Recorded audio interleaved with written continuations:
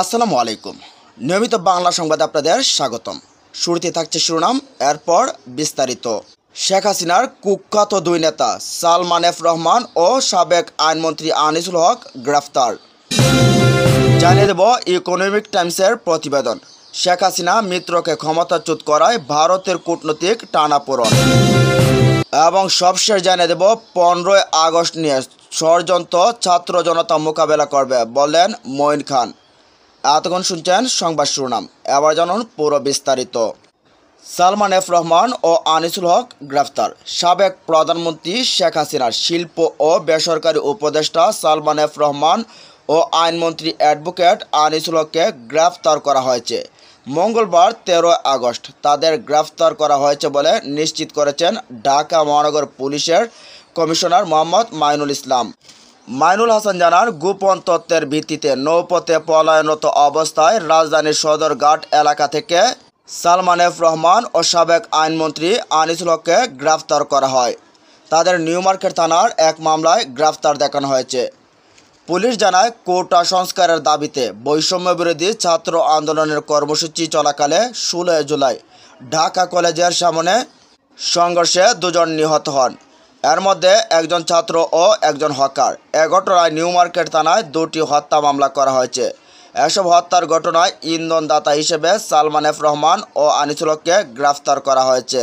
উল্লেখ্য, গত 5 আগস্ট ছাত্র জনতার আন্দোলনের মুখে প্রধানমন্ত্রীর পদ থেকে পদত্যাগ করে ভারতে চলে যান শেখ হাসিনা, আর আত্মগোপনে চলে যান মন্ত্রিপরিষদ সদস্য ও আওয়ামী লীগ নেতারা, এবং পরবর্তীতে ডক্টর ইউনূসকে প্রদান করে 7 সদস্যের অন্তর্বর্তীকালীন সরকার গঠিত হয়। এদিকে শেখ হাসিনাকে মিত্রকে ক্ষমতাচ্যুত করায় ভারতের কূটনৈতিক টানাপোড়েন পড়েন। বাংলাদেশের স্বৈরাচারী প্রধানমন্ত্রীর ক্ষমতাচ্যুতির ঢাকায় উদযাপনের আনন্দ দিয়েছে, কিন্তু প্রতিবেশী ভারতের সংখ্যা তৈরি করেছে। প্রতিদ্বন্দ্বী চীনকে মোকাবেলা করতে এবং ইসলামপন্থী সন্ত্রাসী গোষ্ঠীকে প্রতিহত করতে শেখ হাসিনা ছিলেন ভারতের অকৃত্রিম বন্ধু।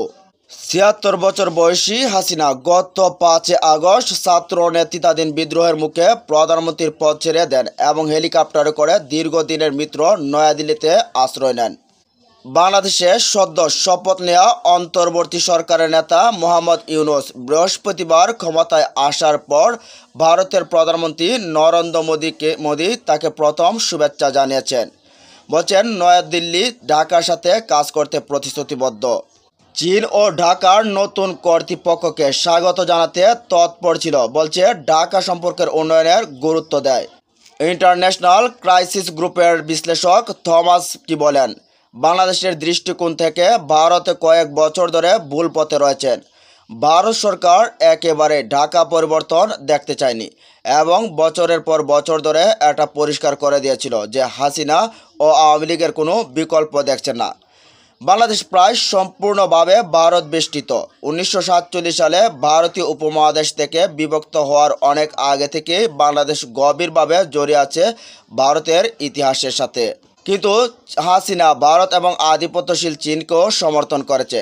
ভারত এবং চীন বিশ্বের 2টি সর্বাধিক জনবহুল দেশ, নেপাল, শ্রীলঙ্কা এবং মালদ্বীপ সহ দক্ষিণ এশিয়া জুড়ে কৌশলগত প্রভাব সৃষ্টিতে তীব্র প্রতিদ্বন্দ্বী। ওয়াশিংটন ভিত্তিক উইলসন সেন্টারের দক্ষিণ এশিয়া ইনস্টিটিউটের পরিচালক মাইকেল কুগেলম্যান বলছেন, ভারত চিন্তা করছে যে হাসিনা ও আওয়ামী লীগের বিকল্প কোনো সরকার ভারতীয় স্বার্থের জন্য ক্ষতিকর হতে পারে। নয়াদিল্লি দৃষ্টিতে বিএনপি এবং তার মিত্ররা বিপজ্জনক ইসলামী শক্তি বা ভারতীয় স্বার্থকে ক্ষতিগ্রস্ত করতে পারে।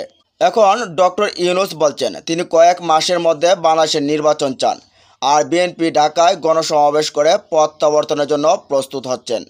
হাসিনা পতনের অব্যাহতির পরে হিন্দুদের মালিকানাধীন কিছু ব্যবসা এবং বাড়িঘর আক্রমণ করা হয়েছিল। এখানে বাংলাদেশের একটি মুসলিম সংখ্যাগরিষ্ঠ দলের কথা মনে রাখতে হবে। সম্প্রতি শত শত বাংলাদেশি হিন্দু ভারতের সীমান্তে এসেছে। হিন্দু জাতীয়তাবাদী নেতা মোদি বৃহস্পতিবার বলছেন, তিনি হিন্দু ও অন্য সমস্ত সংখ্যালঘু সম্প্রদায়ের নিরাপত্তা ও সুরক্ষা নিশ্চিত করে দ্রুত বাংলাদেশে স্বাভাবিক অবস্থায় ফিরে আসার আহ্বান করেছেন। হাসিনা ভারতের আশ্রয় নয়াদিল্লি ও ঢাকার মধ্যে সম্পর্কের ক্ষেত্রে বাধা হয়ে দাঁড়াতে পারে। ভারতের পররাষ্ট্রমন্ত্রী সুব্রমণ্য জয়শঙ্কর সংসদে বলছেন, হাসিনা খুব অল্প সময়ের নোটিশে ভারতে উড়ে এসেছেন এবং ভারতীয় মিডিয়ার মতে ট্রানজিটে অল্প সময়ের জন্য থাকার ইচ্ছা ছিল হাসিনার, কিন্তু তিনি কতদিন থাকবেন তার এখনও বলা যাচ্ছে না। ব্রিটেনে যাওয়ার জন্য হাসিনা কথিত বিড বাতিল হয়ে যায় যখন লন্ডন একটি পূর্ণ স্বাধীন জাতিসংঘের নেতৃত্বে তদন্ত করার আহ্বান জানায়। মার্কিন যুক্তরাষ্ট্র অতীতে হাসিনা ও অনৈতিক রেকর্ডের প্রশংসা করেছিল এবং তাকে ইসলামপন্থী চরমপন্থা মোকাবেলার মতো অগ্রাধিকারের অংশীদার হিসেবে দেখছিল, কিন্তু ওয়াশিংটন সম্প্রতি গণতন্ত্রের বিষয়ে উদ্বেগের জন্য ভিসা নিষেধাজ্ঞা আরোপ করেছে। নয়াদিল্লির কাছে সামরিক বিমান ঘাঁটিতে আসার পর থেকে হাসিনাকে একটি গোপন সেফ হাউসে রাখা হয়েছে এবং প্রকাশ্যে কথা বলেননি তিনি। তার মেয়ে সাইমা ওয়াজেদ বলছেন, তিনি শুনছেন কিন্তু দেখেননি হাসিনাকে। বিশ্ব স্বাস্থ্য সংস্থার পূর্ব ও দক্ষিণ এশিয়ার প্রধান সাইমা ওয়াজেদ সোশ্যাল মিডিয়ার প্ল্যাটফর্মে এক্সে একটি পোস্টে বলছেন, মাকে দেখতে আমি যতটা পছন্দ করি, আমি তার অবস্থান নিয়ে কোনোভাবেই আপোষ করতে চাই না। ছেলে Sajeeb Wazed Joy Times of India পত্রিকাকে বলছেন, তার মা এখনও রাজনৈতিক প্রতিদ্বন্দ্বিতায় সামিল হবেন বলে তিনি আশা করেন। তিনি বলেন, অন্তর্বর্তী সরকার নির্বাচনের সিদ্ধান্ত নিলেই তিনি বাংলাদেশে ফিরে যাবেন। ভারত এখন যে প্রবল কূটনৈতিক চ্যালেঞ্জের মুখোমুখি হচ্ছে সে সম্পর্কে দেশটির গণমাধ্যম সতর্ক করেছে। ইন্ডিয়ান এক্সপ্রেস সতর্ক করে দিয়েছে, নয়াদিল্লিকে অবশ্যই ক্ষয়ক্ষতি সীমিত করতে সক্রিয়ভাবে কাজ করতে হবে এবং সম্পর্কের উচ্চ অংশীদারি স্বীকৃত আছে তা নিশ্চিত করতে হবে। এতে সাময়িক কিছু বিপত্তি দেখা দিতে পারে, কিন্তু বাংলাদেশের নতুন নেতা ডক্টর ইউনূস বন্ধুত্ব পুনরুদ্ধারের প্রস্তাব দিয়েছেন। তার ভাষায়, যদিও কিছু দেশ তেমন ভারত ক্ষমতাচ্যুত প্রধানমন্ত্রীকে সমর্থন করেছে এবং এর ফলে বাংলাদেশি জনগণের শত্রুতা অর্জন করেছে, তবে এ ধরনের ফাটল সরানোর অনেক সুযোগ থাকবে। ইউনূস বাংলাদেশে ফেরার কিছুক্ষণ আগে দ্য ইকোনমিস্টে লিখেছেন।